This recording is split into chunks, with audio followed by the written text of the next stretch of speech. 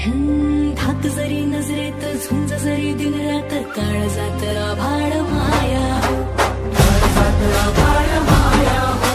हात दिला मदतीचा मंत्र दिला प्रगतीचा कष्ट करी लागले जगाया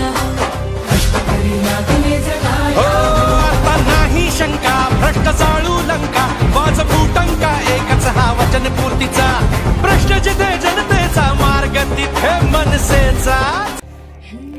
कृषी उत्पन्न बाजार समितीचे माजी सभापती आणि निर्मल ग्राम सांगोलेचे माजी आदर्श सरपंच माननीय सुशांत भाऊ देवकर यांना वाढदिवसाच्या हार्दिक शुभेच्छा। शुभेच्छुक सुशांत भाऊ देवकर युवा मंच, खानापूर विधानसभा मतदारसंघ।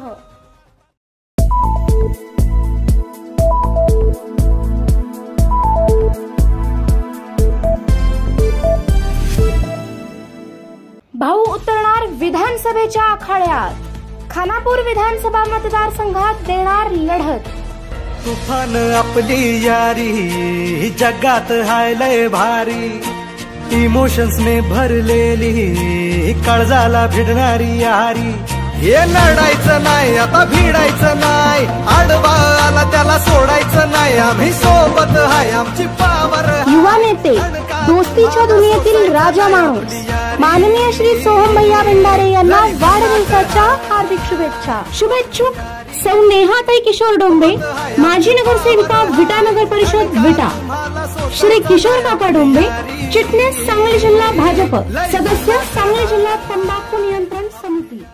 डाव जिगर अस्मानी लढा दिसू दे पाणी, झटक्यात फिरू दे डाव नवा शर्तीचा, घुमू दे ते आभाळी थाप, उडू दे जरा थरकाप, कळू दे जगाला रंग तुझ्या मातीचा। युवा नेते, दोस्तीच्या दुनियेतील राजा माणूस माननीय श्री सोहम भैया भंडारे यांना वाढदिवसाच्या हार्दिक शुभेच्छा। शुभेच्छुक सोहम भैया भंडारे मित्र परिवार विटा। नुकतीच लोकसभा निवडणूक पार पडली, त्यामध्ये महाराष्ट्रात महाविकास आघाडीला भरपूर असे यश मिळाले आहे। त्यामुळे आता विधानसभेच्या दृष्टिकोनातून हालचाली सुरू झाल्या आहेत। आटपाडी विधानसभा मतदारसंघातून सद्यस्थितीला बाबर व पाटील यांच्यात लढत लागण्याचे दिसत असले तरी आता निर्मल ग्राम सांगोल्याचे सुपुत्र, सांगोल्याचे माजी आदर्श सरपंच सुशांत भाऊ देवकर विधानसभेसाठी इच्छुक असल्याची चर्चा सध्या मतदारसंघात रंगू लागली आहे। त्यामुळे सुशांत भाऊ देवकर हे जर का विधानसभेसाठी खानापूर आटपाडी मतदारसंघाच्या रणांगणात उतरले तर मतदारसंघात तुल्यबळ लढत होईल।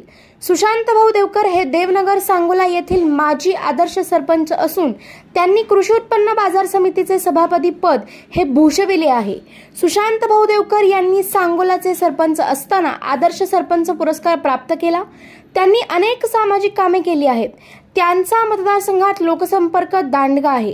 त्यांच्या राजकीय सामाजिक कार्यामुळे ते आमदारकीसाठी इच्छुक असल्याची चर्चा सर्वत्र होत आहे। त्यामुळे सुशांत भाऊ देवकर हे विधानसभा लढवणार का हे पाहणे महत्त्वाचे ठरेल।